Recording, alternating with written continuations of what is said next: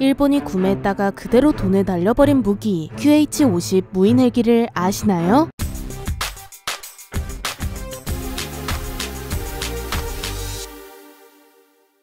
안녕하세요, 지식스토리입니다. 이번에는 미국의 희망 속에 미래를 선도하며 탄생했지만 미래를 선도하기엔 너무 이르게 태어난 비운의 헬기 QH-50-에 대해 알아보겠습니다. 바다에서 가장 치명적인 무기는 과연 무엇일까요? 신의 방패로서 적의 공격을 모두 막아내는 이지스함, 수십 기의 함재기를 탑재하고 바다 어디든 공군기지처럼 활용할 수 있는 항공모함? 물론 이런 함정들도 굉장히 강력하고 치명적이지만 바다에서 가장 위험한 무기는 잠수함입니다. 인간이 적을 잡으려고 만든 수많은 탐지 장비들은 대부분 물과 만나면 탐지 능력이 대폭 떨어집니다. 소나와 같은 수중 음파 탐지기도 있긴 하지만 물 밖의 탐지와 비교하면 참 어렵기 때문에 바다는 자연이 만들어준 최고의 은폐물이죠. 잠수함은 잘만 운용하면 순식간에 전쟁의 판도를 뒤집을 수 있는데요. 이런 특징 때문에 비대칭 전력으로 분류되며 군함 입장에서는 천적이나 다름없습니다. 물밑에서 어뢰를 발사하거나 SLBM을 통해 무시무시한 공격을 날리면 군함 하나 침몰시키는 건 일도 아니고 나라까지 전복시킬 수 있는 위험한 존재입니다. 대신 잠수함을 먼저 탐지할 수만 있다면 이때부터 군함과 잠수함은 그나마 동등해집니다. 서로 위치를 알고 있으니 누가 먼저 공격하냐에 따라 생사가 갈리고 또 다양한 무장을 달 수 있는 군함이 우위를 점할 가능성이 커집니다. 따라서 각국은 잠수함을 미리 탐지하기 위해 군함에 소나를 달았는데 이는 자신에게 접근하는 잠수함 정도는 찾아낼 수 있지만 그게 아니라면 미리 잠수함을 탐지하기는 어려웠는데요. 소나의 탐지 거리는 정해져 있고 잠수함은 꼭 그 반경 내로 들어오는 것이 아닙니다. 그럼 잠수함을 더 효과적으로 탐지할 방법은 어떤 것이 있을까요? 바로 소나에 발이 달리면 되는데요. 소나가 직접 움직이면서 잠수함을 탐지할 수 있다면 기존보다 훨씬 넓은 범위를 커버할 수 있게 됩니다. 따라서 많은 나라가 소나에 발을 달아주기 위한 연구를 진행했고 그중 가장 효율적인 방법은 헬기였습니다. 물살을 가르며 움직이는 함정들보단 공중에서 휙휙 날아다닐 수 있게 날개를 다는 게 최고였죠. 심지어 헬리콥터는 함정에서 운용하기에도 참 좋았는데요. 이착륙을 위한 활주로도 필요 없고 함정의 좁은 갑판에서도 충분히 운용할 수 있습니다. 헬기야말로 대잠 임무를 가장 잘 수행할 수 있는 수단으로 현재까지도 많은 국가가 함정에 헬기를 실어 다니고 있습니다. 여기까지가 지금의 상황입니다. 그런데 문제가 하나 있는데요. 헬기가 아무리 대잠 임무에 딱 맞는 녀석이라고 해도 아무 함정에다가 올릴 수는 없습니다. 그래도 헬기가 이착륙할 수 있는 갑판도 따로 만들어야 하고 헬기를 운용하지 않을 때 보관할 경납고도 필요합니다. 애초에 함정을 생산할 때부터 고려하고 만들어야 하는데 과거의 함정들은 난 나중에 헬기 올려야지 하고 탄생한 녀석이 아닙니다. 즉 헬기를 쓰기 위해서는 배를 뜯어 고치는 수준의 개조 작업을 진행하거나 아니면 그냥 배를 새로 만드는 게 나을 수도 있습니다. 아무리 적의 잠수함에 대비하는 게 중요하더라도 이미 만들어 놓은 함정들을 다 바꿀 수는 없는 노릇이겠죠. 이는 미국이 옛날부터 해온 고민이었습니다.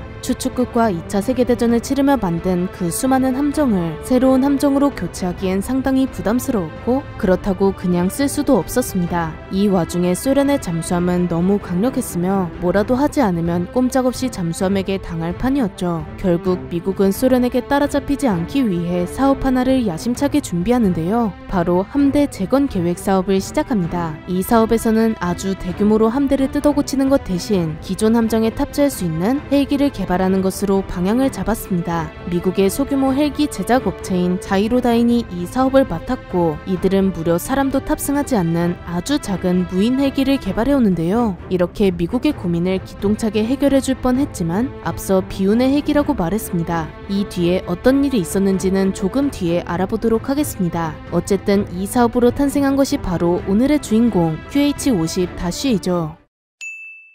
QH-50-의 재원을 살펴보겠습니다. 먼저 전장은 3.94m이며 중량은 523kg입니다. 무인 헬기라 승무원이 필요하지 않고 최대 속도는 148km, 항속 거리는 132km입니다. 굉장히 작은 이 헬기에 탑재되는 무장은 마크 44 어뢰 2개 혹은 마크 46 어뢰 1개를 탑재합니다. 장착되는 엔진은 300마력의 터보 샤프트 엔진이며 작전 지속 시간은 1시간입니다. QH-50-의 가장 큰 특징은 무인 운용 방식인데요. 무려 1960년대라는 먼 과거에 무인 헬기가 탄생한 것으로 그야말로 혁신과도 같은 개발이었습니다. 함정에 헬기를 탑재하려면 원래 대대적인 개조가 필요하지만 이 헬기는 크기가 굉장히 작아 후방갑판의 한 포만 제거하고 QH-50이 들어갈 크기의 경납고만 만든다면 충분히 운용할 수 있는 상황이었습니다. 헬기 자체가 워낙 작다 보니 작은 경납고로도 정비나 연료 보충 등 여러가지 작업을 수행할 수 있었죠. 심지어 QH-50의 성능도 상당히 괜찮았는데요. 우선 눈에 보이는 거리까지는 사람이 리모컨을 통해 원격으로 조종할 수 있습니다. 그런데 QH-50-의 항속 거리는 100km가 훌쩍 넘어서 사람이 육안으로 확인할 수 있는 것보다 더 멀리까지 날아갈 수 있습니다. 애초에 배에서 가장 높은 함교에 올라가도 수평선까지의 거리가 20km로 눈이 좋든 나쁘든 볼 수 있는 거리는 정해져 있습니다.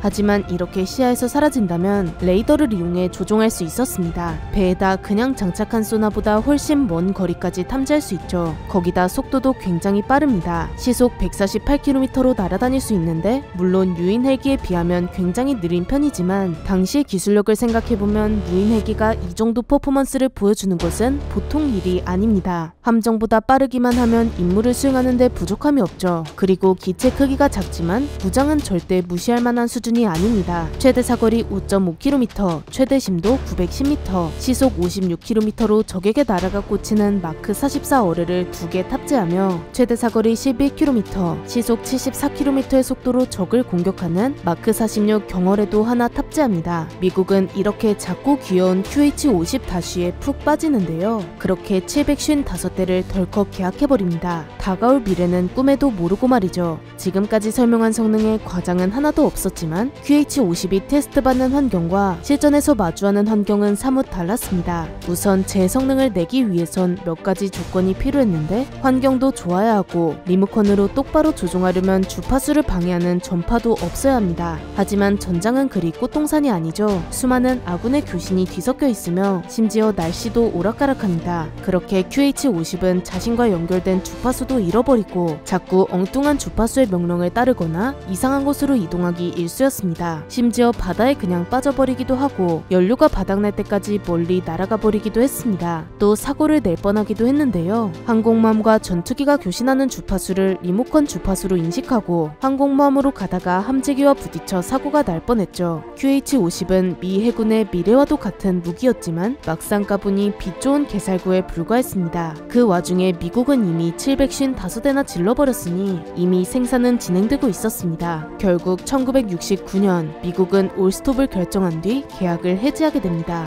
무기 성능을 제대로 체크하지 못해 애꿎은 돈만 바다로 뿌린 셈이죠. 당시 기술적으로 부족한 부분이 많아 이런 문제가 발생했지만 그래도 무인 헬기라는 분야를 개척한 멋진 도전이었습니다. 어쨌든 미국에서 QH-50-의 자취는 완전히 사라졌고 세상에서도 영원히 사라질 뻔했는데 이때 QH-50의 수명을 극적으로 연장해준 사건이 있었습니다. 미국과 같이 무인 헬기에 홀린 한 나라가 있었는데요. 바로 우리의 옆나라인 일본입니다. 일본은 소련의 잠수함을 태평양에 진출하지 못하게 최전방에서 지키고 있었으니 무인 대잠 헬기에 관심이 갈 수밖에 없었습니다. 이때는 미국도 아직 올스탑을 결정하기 전이었고 미국은 무슨 755기나 계약을 하고 있으니 이 모습을 지켜본 일본도 20기를 함께 계약하게 됩니다. 자신들은 꿈도 못 꾸던 무인 헬기라니 그만큼 설레는 기회가 없었죠. 뭐 20기면 미국만큼 손해를 보진 않겠지만 문제는 일본이 이 헬기를 위해 함정을 새로 만들었다는 사실인데요. 그저 QH-50을 위한 함정인 만재 4,500톤 규모의 타카츠키급 2척과 만재 2,800톤 규모의 미네구모급 2척을 만들게 됩니다. 함정 한 척 만드는 게 무슨 자동차 만드는 것도 아니고 천문학적인 금액을 들여 4척이나 생산합니다. 자신들의 미래는 모른 채 말이죠. 결국 일본의 말로는 미국과 다르지 않았고 어느 정도 운용하다 퇴역시킬 수밖에 없었습니다. 한편 미국은 잠수함을 대적하기 위해 QH-50을 만든 것인데 이게 완전 망해버렸으니 다른 대책이 필요했습니다.